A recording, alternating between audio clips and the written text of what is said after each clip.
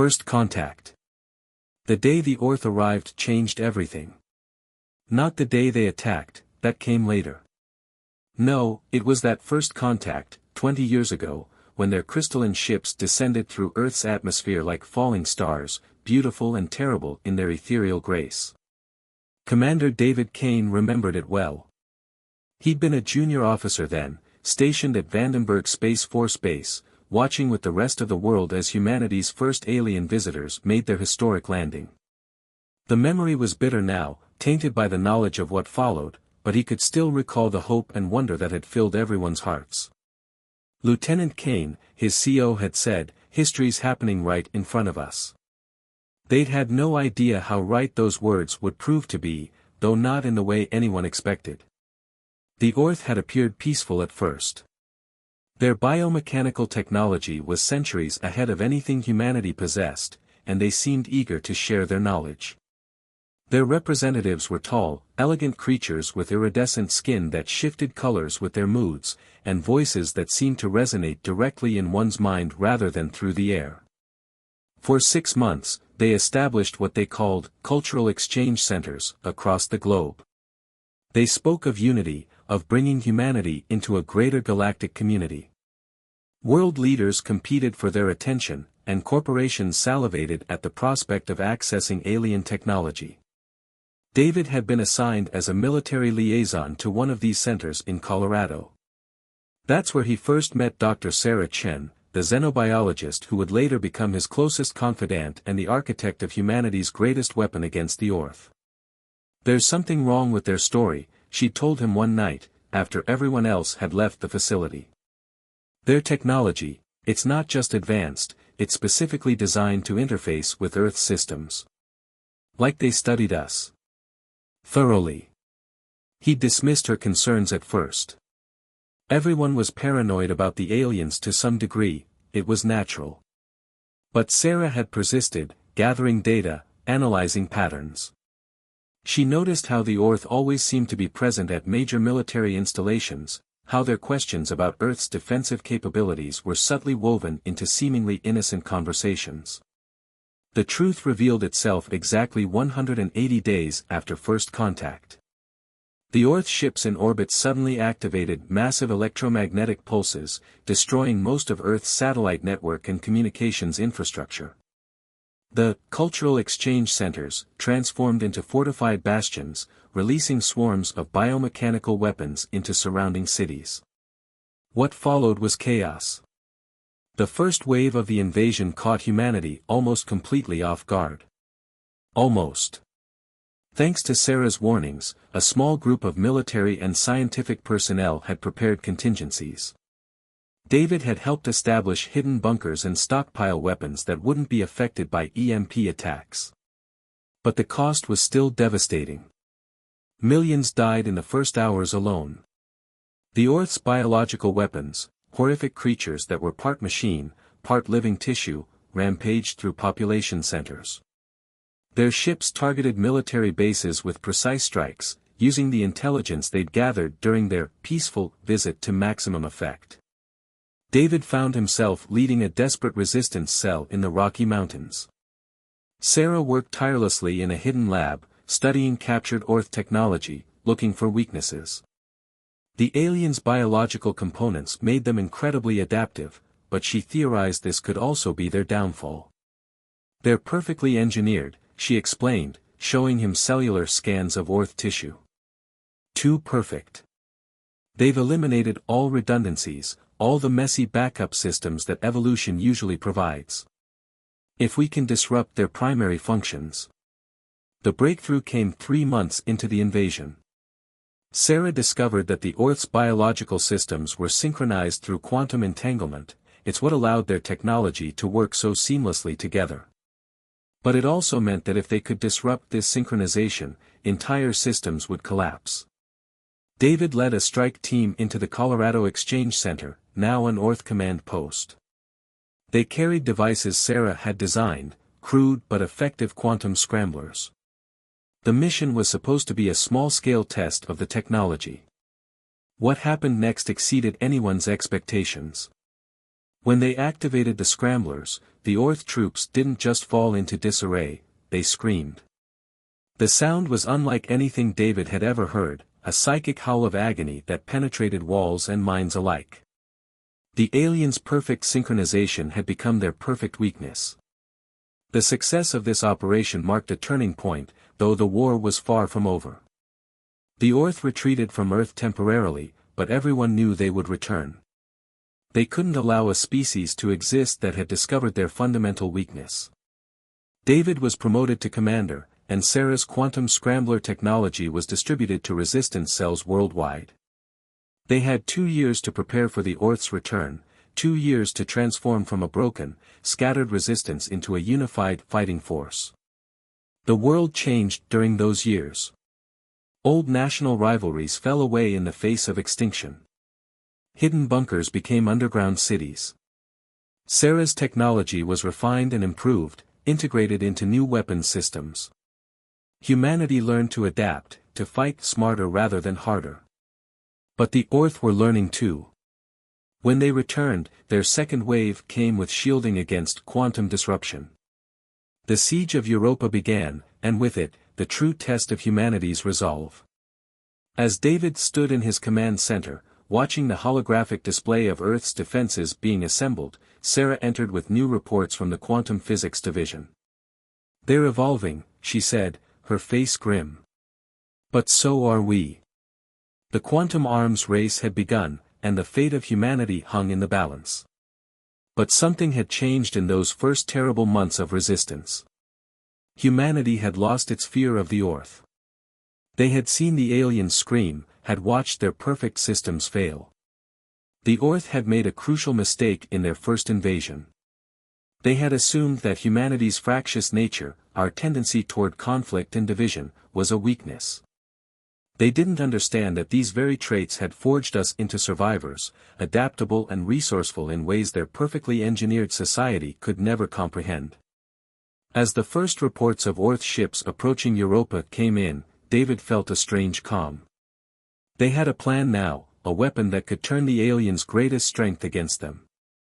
It would cost them dearly. The weapon Sarah had designed would render Europa uninhabitable for centuries, but humanity was ready to pay that price.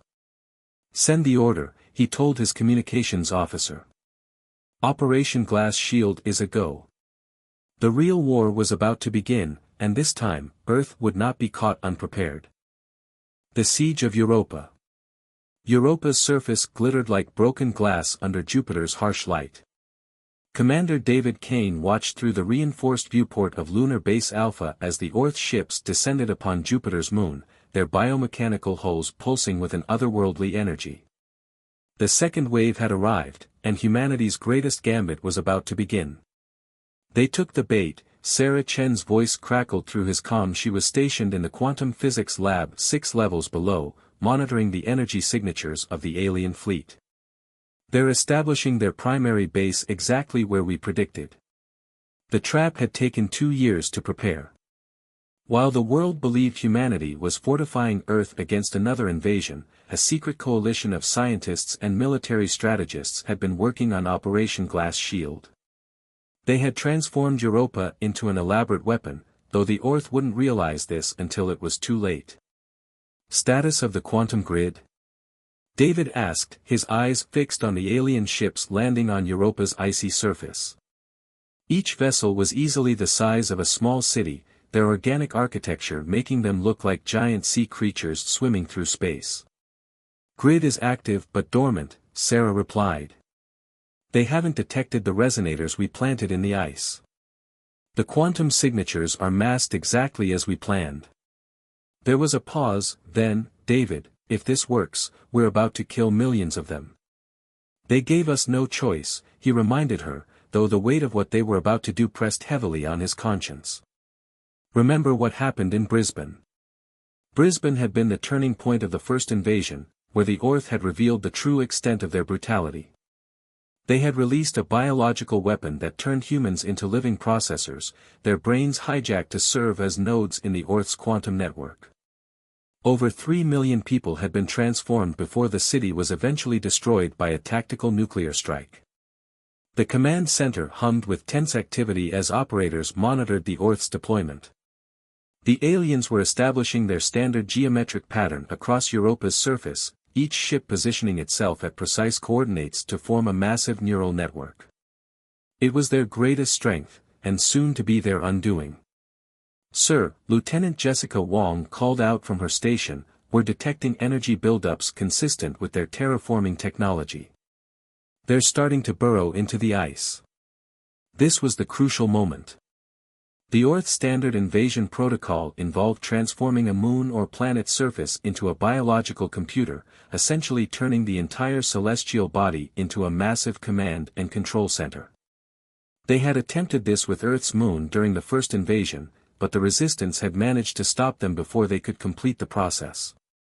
"Sarah," David said, his voice steady despite the tension, "begin quantum initialization sequence." Deep beneath Europa's ice, thousands of quantum resonators began to power up. These devices, developed from the original Scrambler technology, had been planted by stealth missions over the past 2 years. Each one was designed to tap into and amplify the moon's natural quantum field. The Orth didn't notice anything at first. Their ships continued their methodical transformation of Europa's surface, organic tentacles drilling deep into the ice. They were so focused on establishing their network that they failed to detect the growing quantum disturbance building beneath them. "Initialization at 60%, Sarah reported.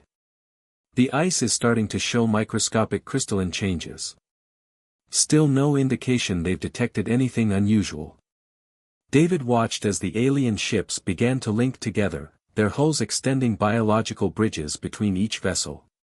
It was beautiful in a terrifying way, like watching a giant organism slowly coming to life. "Sir." Wong's voice was urgent. "We're detecting rapid movement from the Orth fleet in Jupiter's orbit. They're moving to support positions around Europa." "Right on schedule," David muttered. "They're about to commit their entire force to the neural network." He opened a channel to the fleet of human ships hiding in the shadow of Ganymede. "All vessels, prepare for Phase 2. Remember, no matter what happens, do not engage until my mark." The next hour was agonizing. They watched as more Orth ships descended onto Europa, each one connecting to the growing biological network. The alien vessels had adapted since their last encounter, their hulls now protected against conventional quantum disruption. But Operation Glass Shield wasn't about disruption, it was about transformation. "Initialization complete," Sarah announced. "The quantum field is stable and ready for activation. David, this is your last chance to abort." He thought about all the lives that had been lost, about the millions transformed in Brisbane, about the children growing up in underground bunkers who had never seen the sky. "Proceed with the operation." Sarah began the activation sequence. At first, nothing seemed to happen. Then, slowly, Europa's surface began to change. The ice, saturated with quantum resonators, started to crystallize at an atomic level. The process spread like a wave across the moon's surface, transforming the normal ice into a quantum crystalline structure. The Orth realized something was wrong too late. Their biological networks, which had burrowed deep into the ice, suddenly found themselves connected to a quantum matrix far more powerful than their own.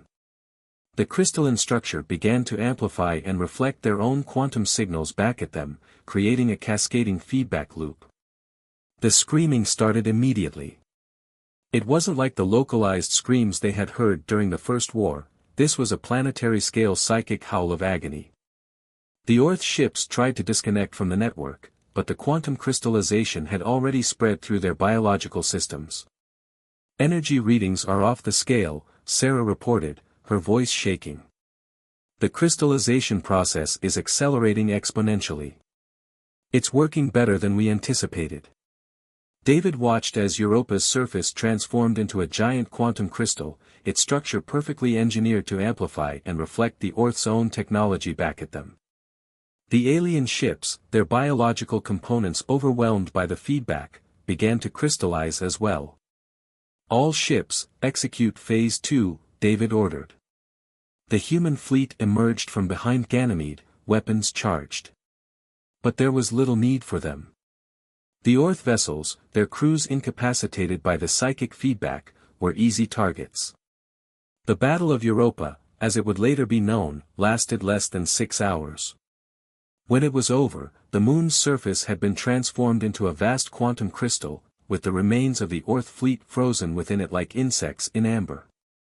The few alien ships that managed to escape disappeared into deep space, presumably to warn their civilization of humanity's devastating new weapon. But victory came at a terrible cost. Europa would remain uninhabitable for centuries, its surface now a quantum dead zone that disrupted any advanced technology that came near it. The moon would serve as both a monument to human ingenuity and a warning to any future invaders.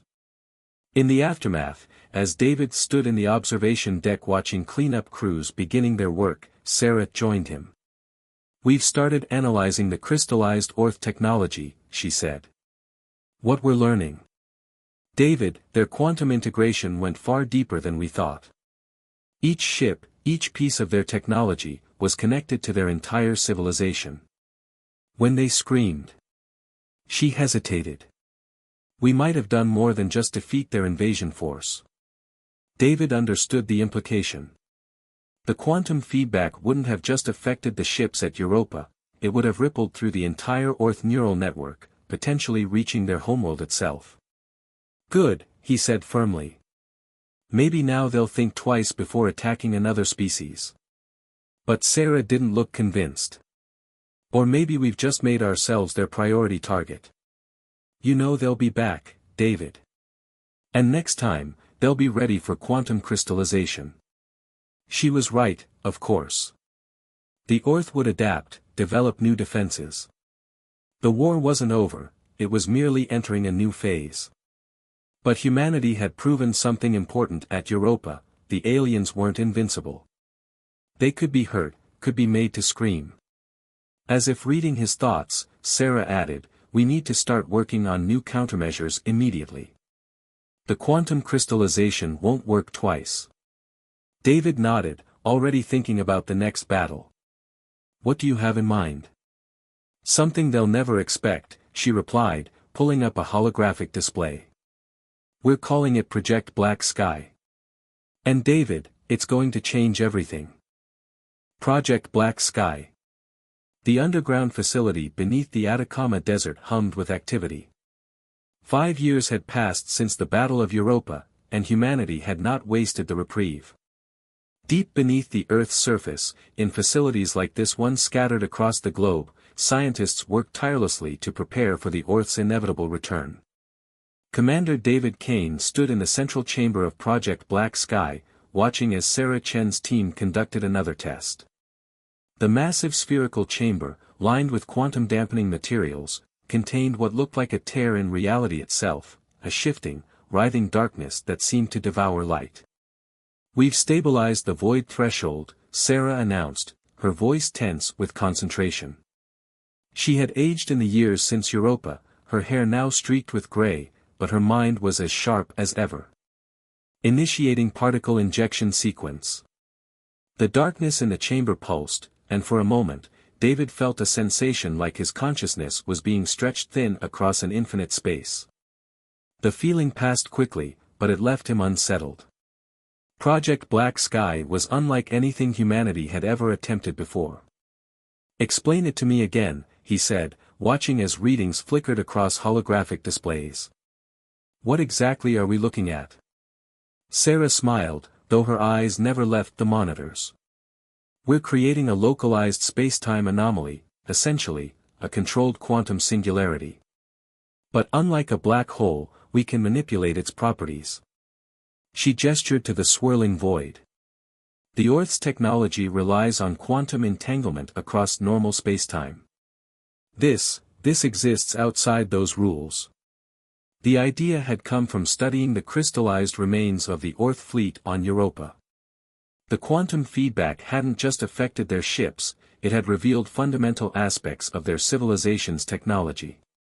The Orth didn't just use quantum entanglement for communication, their entire society was built on it, a vast neural network spanning their empire. Test sequence complete, announced Dr. James Morrison, Sarah's chief assistant. Void stability at 97%.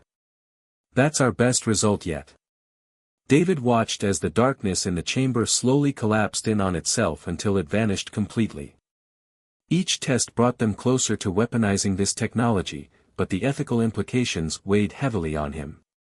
Project Black Sky wasn't just a weapon, it was potentially an extinction-level event for the Orth civilization. The latest intelligence reports suggest they're gathering for another attack, he said, turning to Sarah. Our deep space sensors have detected quantum disturbances consistent with large-scale fleet movements. They're coming back, and soon. Sarah nodded grimly. They'll have adapted to the quantum crystallization technology. Probably developed some kind of biological insulation against quantum feedback. But they can't adapt to what they can't detect. She pulled up a new set of holographic displays, showing simulations of Project Black Sky in action. When this weapon activates, it won't just disrupt their network, it will create a quantum dead zone that their technology simply cannot function within. The implications were staggering. The weapon wouldn't just defeat the Orth, it would render their entire technological base useless. A civilization built on quantum entanglement would suddenly find itself cut off, isolated, blind. Sir! A young lieutenant burst into the chamber, face flushed with urgency. We're detecting multiple quantum signatures entering the solar system. The early warning network just lit up like a Christmas tree. David and Sarah exchanged looks. They had expected more time, but the Orth had apparently accelerated their plans. How many? David asked. Initial counts suggest over 1,000 ships, sir. Much larger than the previous invasion forces. And the lieutenant hesitated, they're not following their usual attack patterns. They're moving in scattered formations, using some kind of quantum masking technology. We can barely track them. They've learned, Sarah muttered. They're not giving us a chance to use large-scale weapons like we did at Europa. We need to accelerate the Black Sky timeline. David activated his command interface, sending emergency alerts to all Earth defense installations. How long until the weapon is ready? Sarah ran calculations through her neural implant, her eyes flickering as she processed the data. The prototype is stable, but we haven't tested it at full scale. If we deploy it now, we risk catastrophic failure. And if we wait? She didn't need to answer. They both knew that Earth couldn't survive another prolonged siege. The Orth would have developed countermeasures to all their previous defensive technologies. Project Black Sky was their only chance at ending the war decisively. Begin evacuation procedures, David ordered. Move all non-essential personnel to the deep bunkers. Sarah, you have 12 hours to get Black Sky operational. After that. He left the sentence unfinished. The next half-day was a blur of activity. The Orth fleet approached methodically, their ships now equipped with organic armor that seemed to bend light around them. Earth's defensive platforms opened fire, but the aliens had learned from their previous defeats. Their ships moved in unpredictable patterns, using smaller vessels as quantum relay points instead of establishing large-scale networks. In the Project Black Sky chamber, Sarah and her team worked frantically to prepare the weapon for deployment. The technology was unprecedented, they were literally trying to create a controlled rupture in spacetime that would selectively target quantum-entangled systems. The void is stable, Sarah reported, her voice hoarse from exhaustion. But David, you need to understand something. Once we activate this, there's no going back. The quantum dead zone will spread exponentially. We don't know if we can control how far it will reach. Will it affect our technology? She shook her head. No, we've made sure it only targets systems with quantum entanglement matrices. But the Orth, their entire civilization is built on this technology. We're not just talking about defeating their military, we could be destroying their entire way of life. David thought about Brisbane, about the millions transformed into living computers. He thought about the children still living underground, about the cities reduced to ash, about the countless lives lost to the Orth's relentless attacks. They gave us no choice, he said, echoing words from years ago. Proceed with activation. Sarah entered the final commands, and the darkness in the chamber began to grow.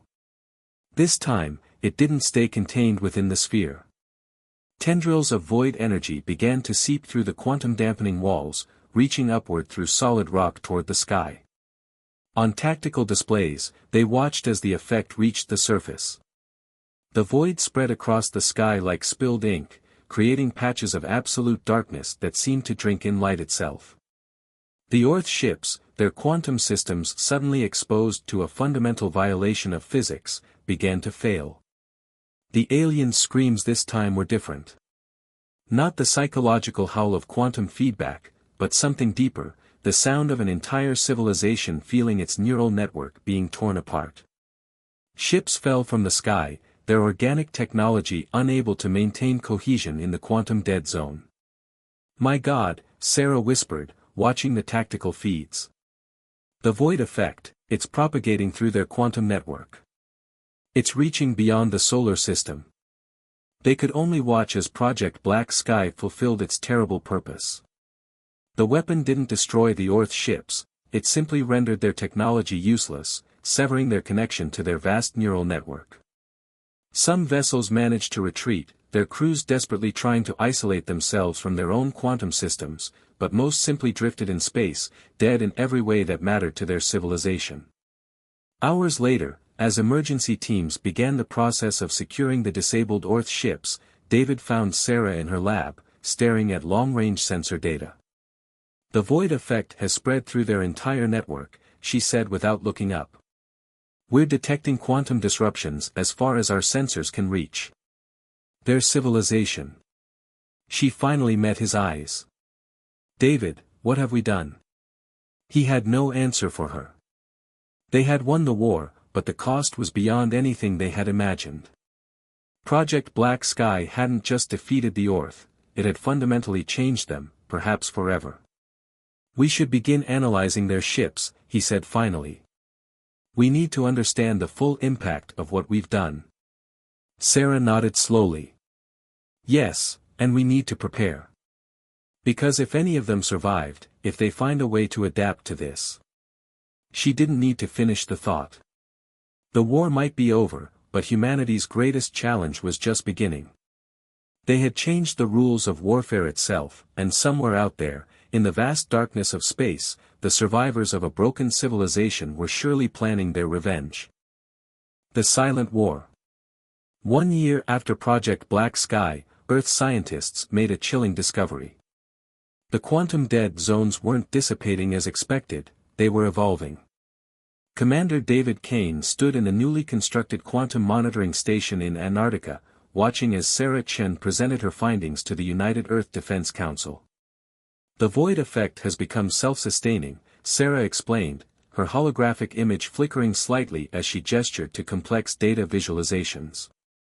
"It's not just disrupting quantum entanglement anymore, it's actively seeking it out, like an immune system attacking an infection." The implications were staggering. Project Black Sky had created something that defied the known laws of physics, an artificial phenomenon that exhibited almost biological behavior. The weapon they'd created to save humanity was now threatening to reshape the very fabric of spacetime. "Show them the Titan footage," David instructed. Sarah nodded and pulled up new imagery. The surface of Saturn's largest moon filled the display, its atmosphere now streaked with writhing bands of absolute darkness. 3 months ago, they detected residual Orth technology buried deep beneath Titan's surface, presumably a backup facility from their previous invasions. Within days, tendrils of void energy had appeared in the moon's sky, drawn to the quantum signatures like moths to a flame.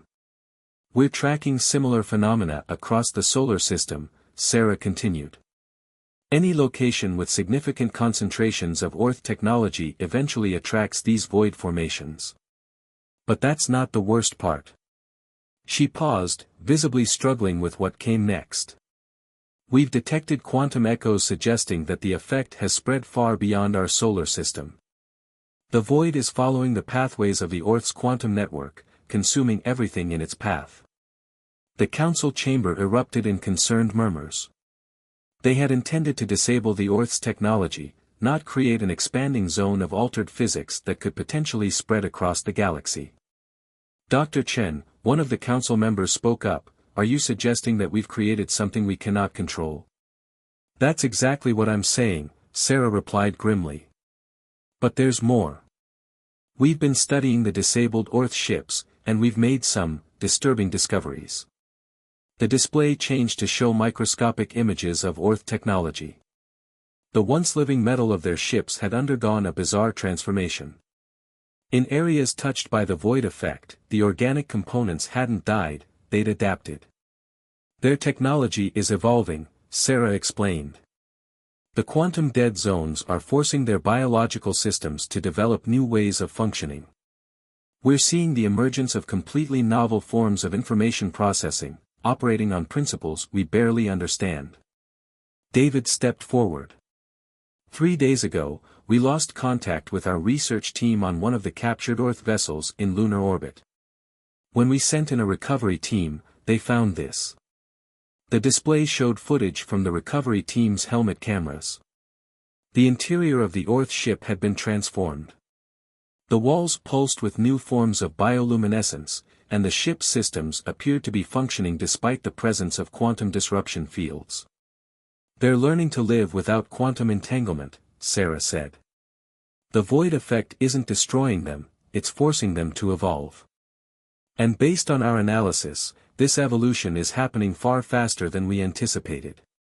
Are you saying the Orth are coming back? Another council member asked. No, David replied. I'm saying they never left. He authorized access to classified defense network data, showing the council what they'd discovered in the past month. Across Earth, subtle changes were occurring in captured Orth technology. The disabled ships and weapons they'd collected weren't actually dead, they were metamorphosing. We thought we'd won the war by disrupting their quantum technology, Sarah explained. But we may have just forced them to transcend it. The void effect isn't just changing physics, it's catalyzing the evolution of both organic and inorganic systems caught in its influence. The implications were terrifying. They hadn't destroyed the Orth civilization, they'd forced it to adapt in ways they couldn't have predicted. And now, that adaptation was spreading through their abandoned technology like a virus. We've detected unusual activity in the Jupiter system, David continued. The crystallized remains of their fleet on Europa, they're changing. The quantum crystal structure is breaking down, being replaced by something new. Something that can exist within the void effect. Sarah brought up new data streams. The Orth weren't just a spacefaring species, they were a post-biological civilization that had merged completely with their technology. When we disrupted that merger, we didn't kill them. We forced them to redistribute themselves. Redistribute? A council member asked. What exactly does that mean? It means, David said grimly, that every piece of Orth technology we captured, every disabled ship we collected, every scrap of their biological metal we studied, it's all potentially part of them. They're not gone. They're transforming, becoming something new. Something that can survive in the universe we created with Project Black Sky. The council chamber fell silent as the implications sank in. They had thought the war was over, that humanity had achieved a decisive victory. Instead, they had inadvertently initiated a new phase of conflict, one where the battlefield wasn't space or planetary surfaces, but the very nature of reality itself. We've confirmed unusual energy signatures from 47 different research facilities studying Orth technology, Sarah continued. The metamorphosis is accelerating. We need to implement containment protocols immediately. But they all knew containment might be impossible. The void effect was still spreading through space, creating an ever-expanding zone where normal physics broke down and new rules took hold. And in that zone, what remained of the Orth was evolving, adapting, becoming something entirely new. "There's something else," Sarah added, her voice dropping. "We've detected quantum fluctuations in human technology that's been exposed to transformed Orth systems. The changes, they're not just affecting their technology anymore." David felt a chill run down his spine. He thought of the research team they'd lost contact with, of the strange readings they detected from their neural implants before communication was lost. "How long?" he asked. "Until what's happening to their technology starts affecting ours. Or until it starts affecting us." Sarah met his eyes. "The process has already begun. The void effect isn't just changing them, David. It's changing everything it touches. We created something that's rewriting the basic rules of existence, and we have no idea how to stop it." The council erupted in panic, but David barely heard them. He was watching the tactical displays, noting how the patches of darkness in space were growing, spreading, consuming. They had won the war against the Orth, but in doing so, they might have started something far more dangerous, a cascade of change that could ultimately transform both humanity and their former enemies into something entirely new. "What do we do?" someone asked. Sarah looked at the spreading void effect on the displays. "We adapt," she said simply. "Just like they are. Because if we don't..." She left the sentence unfinished. David understood. They had changed the rules of reality itself, and now they had to live with the consequences. The silent war had begun, not a war of ships and weapons, but a war of evolution itself. And this time, survival wouldn't depend on who had the better weapons, but on who could adapt fastest to a universe they had irreversibly changed. Convergence. The void spoke to Sarah Chen now. Not in words, but in patterns of darkness that danced across her consciousness. 5 years after Project Black Sky, the transformation had become impossible to ignore.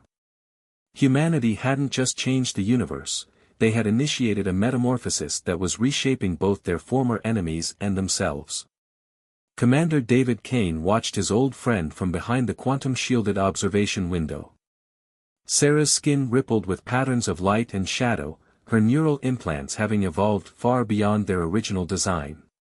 She was their bridge now, their window into understanding what they had created. "They're not our enemies anymore," Sarah said, her voice resonating strangely in the chamber. "They never really were. We just couldn't understand each other's existence." The monitoring equipment around her registered impossible readings. Her consciousness was somehow interfacing directly with the void effect, experiencing reality in ways human minds were never designed to comprehend. She wasn't alone. Across Earth, others who had been extensively exposed to transformed Orth technology were undergoing similar changes. "Show me," David said simply.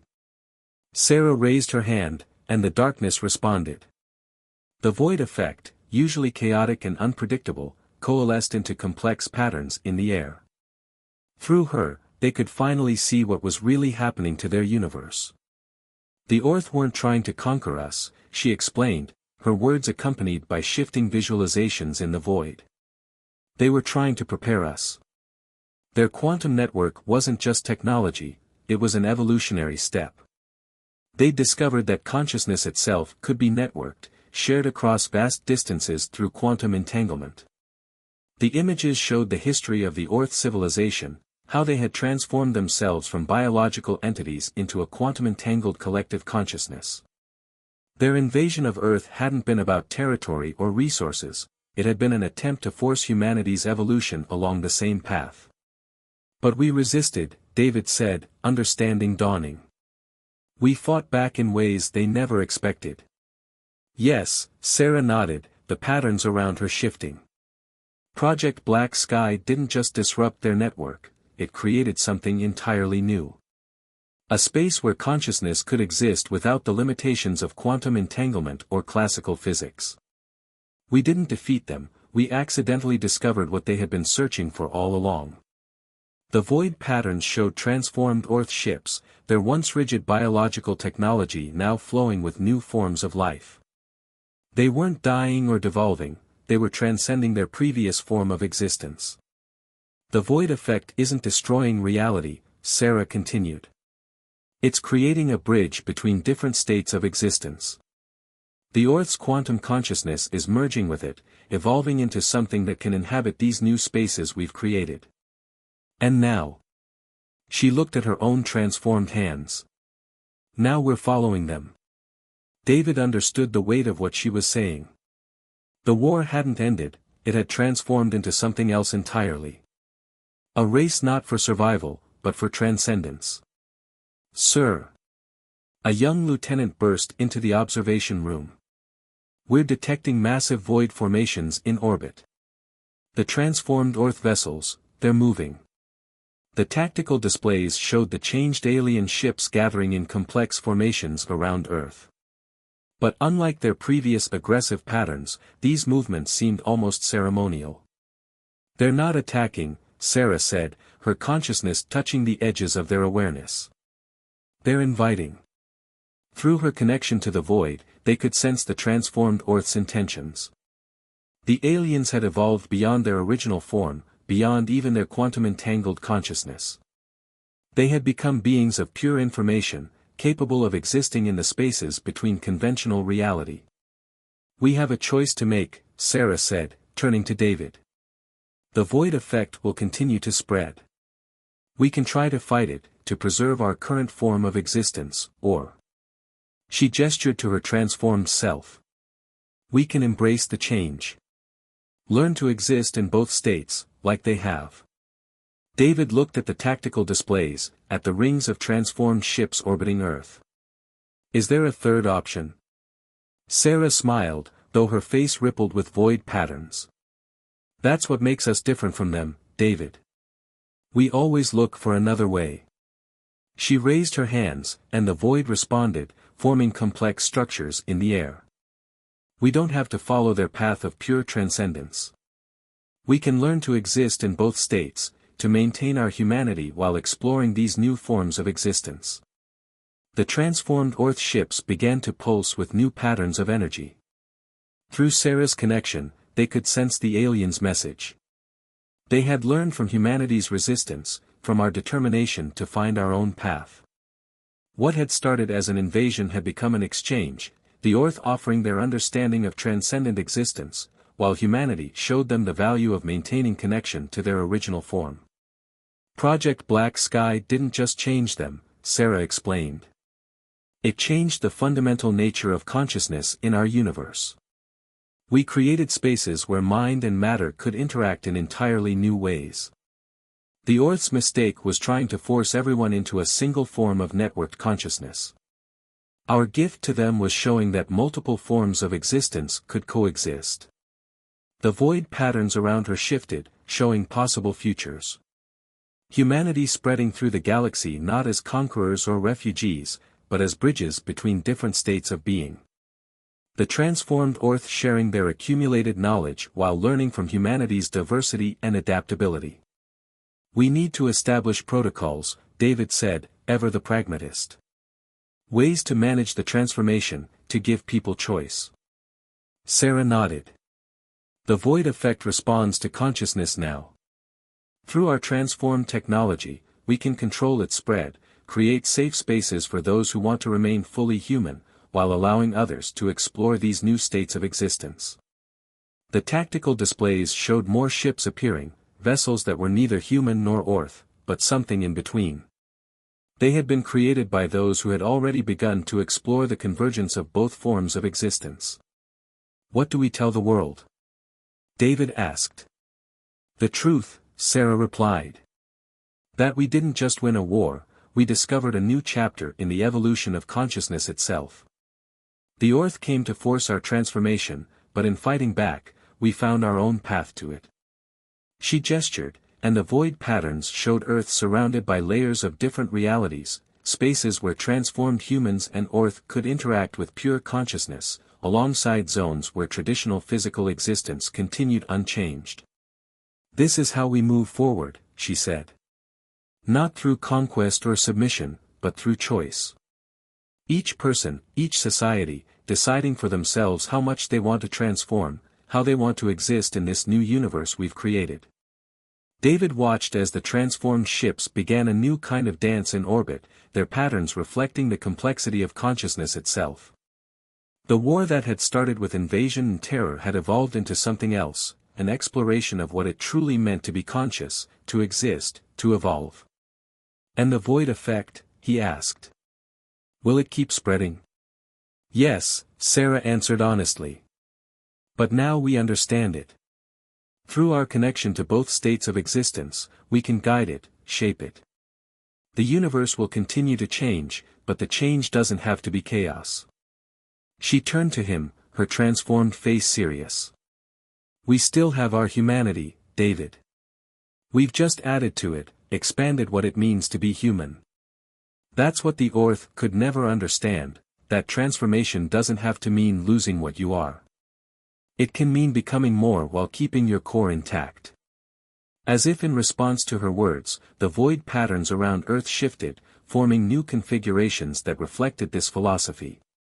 The transformed Orth ships adjusted their positions, acknowledging this new path, not their original plan for forced evolution, not humanity's complete rejection of change, but a middle way that honored both transformation and preservation.